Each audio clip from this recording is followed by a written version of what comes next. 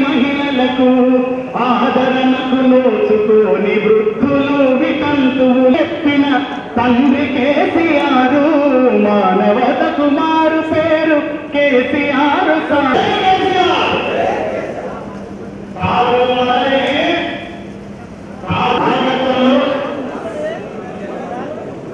ఈ మండలి ఓటాలను కూడా ఎన్నో కూర్చొని కాదు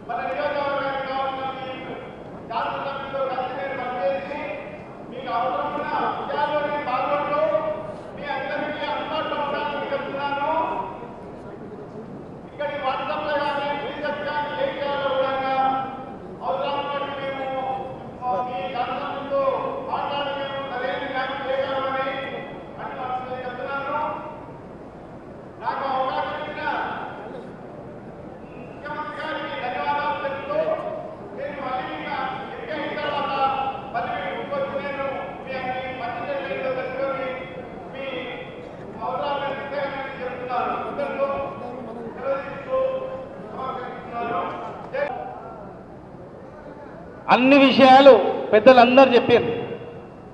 వీళ్ళు చెప్పినా చెప్పకపోయినా ఈరోజు మన ప్రభుత్వం పనిచేసే తీరు, సంక్షేమ పథకాలు ఆడ కూర్చున్న వాళ్ళని ఎవరిని ఆ పెద్ద ఆయన నెత్తికొచ్చుకున్న పెద్ద ఆయన లేమని మొత్తం చెప్తాడు. ఏం జరిగిందే అంటే అన్నీ చెప్తాడు.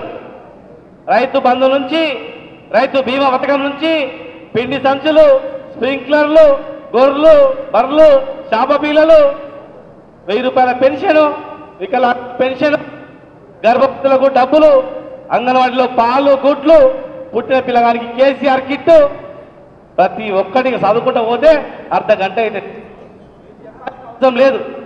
ఎందుకంటే మీకు అన్ని విషయాలు తెలుసు. తెలియని ఎవరు లేరు ఇక్కడ. కానీ 2 విషయాలు చెప్తా, మీరందరూ కూడా గుర్తుపెట్టుకోవాల్సిన అవసరం. మన నారాయణపేట అంటే బంగారానికి ఫేమస్, చీరలకు ఫేమస్. ఏళ్ళ తరబడి కూడా నారాయణపేట చీరలు అంటే హైదరాబాద్లో కూడా దుకాణాలు ఉన్నాయి. నారాయణపేట బంగారం అంటే కూడా దానికి విలువ. నారాయణపేట బంగారం అంటే పెళ్లి అయితే పాలమూరులో నారాయణపేటకు వచ్చి బంగారం కొనుక్కొని పోతాం. అంత చరిత్ర గల ఊరిది. మరి ఎంతోమంది ముఖ్యమంత్రులు వచ్చిపోయారు, చాలామంది వచ్చిపోయారు. వాళ్ళ పేర్లు చెప్తే బాగుండదు. మరి ఇంతమంది వచ్చిపోయి ఏం చేసిండ్రు? నారాయణపేటకు ఏం ఒరగ తీసిండ్రు? ఒక్కసారి మీరు ఆలోచన చేయండి. ఏ కుటుంబానైనా పట్టించుకున్నారా? ఏ గ్రామానైనా పట్టించుకున్నారా? కనీసం ఈ మున్సిపాలిటీ అయినా పట్టించుకున్నారా? మా మున్సిపల్ చైర్మన్ అమ్మని అడిగితే చెప్తుంది. మన ముఖ్యమంత్రి వచ్చిపోయింది. 70 సంవత్సరాలు ఈ మున్సిపాలిటీకి ఎన్ని నిధులు వచ్చినా చూడండి. ఈరోజు ఈ పట్టణానికి 650 కోట్ల రూపాయలు ఇచ్చి అభివృద్ధి ఇప్పుడు జరుగుతుంది. చాలా పనులు అయినాయి, అవ్వబోతున్నాయి. 2-3 సంవత్సరాల్లోనే కంప్లీట్ అవుతాయి. అన్న ఇచ్చినటువంటి హాస్పిటల్ కావచ్చు, మున్సిపాలిటీకి ఇచ్చిన 120 కోట్లు కావచ్చు, అదనంగా 70 కోట్లు 700 కోట్లు కావచ్చు, స్కూళ్ళు కావచ్చు, ఎన్నో. ఈడ కట్టినటువంటి చిట్టం నరసింహారెడ్డి గారు పెద్ద మనిషి కట్టిన కాలేజీని గవర్నమెంట్లో కలుపుకోండి అని చెప్పి మా రామ్మోహన్ రెడ్డి గారు అందరు తిరిగితే కూడా మన పైసలు, మన కాలేజీ, మన భూమి ఉట్టే మెయింటైన్ చేయరు గవర్నమెంట్ తీసుకోవాలంటే కూడా ఎవడు పట్టించుకోలేదు. సభలో నారాయణపేట జిల్లా చేస్తా, మీరు భయపడుతూ గప్చిప్గా ఉండండి, ఎలక్షన్ అయిన తర్వాత చేస్తా అన్నాడు. మరి ఏ ముఖ్యమంత్రి అయినా ఈ గడ్డ మీద వచ్చి మాట్లాడిపోయింది కానీ ఒక్కటైనా అమలు చేసిండ్రా? ఆలోచన చేయండి. మరి గెలిచిన తర్వాత మీరు పోయి అడిగినరా? ఏం సార్ చేస్తాంటివి ఏమైందని అడిగినరా? ఎమ్మెల్యే గారు కూడా అడగలే. సమయం ఉంది కదా, 1-2 నెలల అయిన తర్వాత మెల్లగా అడదాం, ఇంకా చాలా సమస్యలు అన్ని తీసుకొని పోయి అడదాం అనుకున్నాడు. కానీ ఆయన ఓగానే చూసి, అయ్యా నీకు జిల్లాలు ఇచ్చేస్తున్నా అని చెప్పి రామల్లలో రాజేందర్ని అడిగి ఇమ్మీడియట్గా జిల్లా ఇచ్చి జీవో ఇష్యూ చేసి ఈరోజు మొన్ననే మేము కూడా వచ్చిన మరి జిల్లా కార్యాలయం కూడా తొందరలోనే స్టార్ట్ అవుతుంది. కొత్త బిల్డింగ్ ప్రారంభించి పోవడం జరిగింది. ఏ ముఖ్యమంత్రి కూడా ఎలక్షన్ అయిపోయినాయి మళ్ళీ ఎలక్షన్ చూసుకుందాం అనుకుంటారు.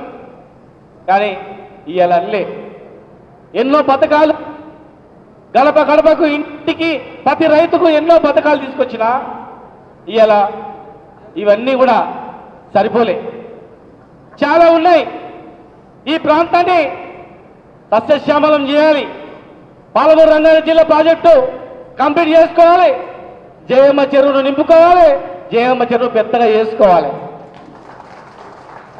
మొన్న మేము పోయినప్పుడు అయ్యా 30,000 కోట్లు ఇస్తున్న పాలమూరు రంగారెడ్డి జిల్లా ప్రాజెక్టు ద్వారా నింపుకోండి, గొన్నెల కాలువ తీసుకురండి, కోయిలకొండలో చెరువులు నింపండి, నారాయణపేటలో మొత్తం చెరువులు నింపండి, జయమ్మ చెరువు పెద్ద చేసుకోండి, అన్ని రకాలుగా డబ్బులు ఇస్తా, తొందరలోనే మీకు నీళ్లు ఇస్తా.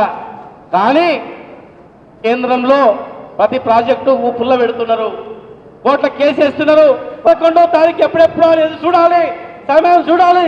ఖచ్చితంగా జాగ్రత్తగా పరిశీలించి మన్న శ్రీనివాసరెడ్డి గారికి ఓటేసి గెలిపించాలి. మీరు ఒకటే మాట్లాడాలి, అదే కాల ఓడిపోయిన మన జిల్లా కారు గుర్తుకే. నిరంతర న్యూస్ అప్డేట్ కోసం ఛానల్ ను సబ్స్క్రైబ్ చేయండి. పక్కనే ఉండే బెల్ సింబల్ ను క్లిక్ చేయడం మర్చిపోకండి. అప్డేట్స్ ని మిస్ అవ్వకండి. Thanks for watching. Please like, comment, share. Follow on Facebook, Google+, Twitter, Instagram. For more updates, please subscribe Great Telangana TV.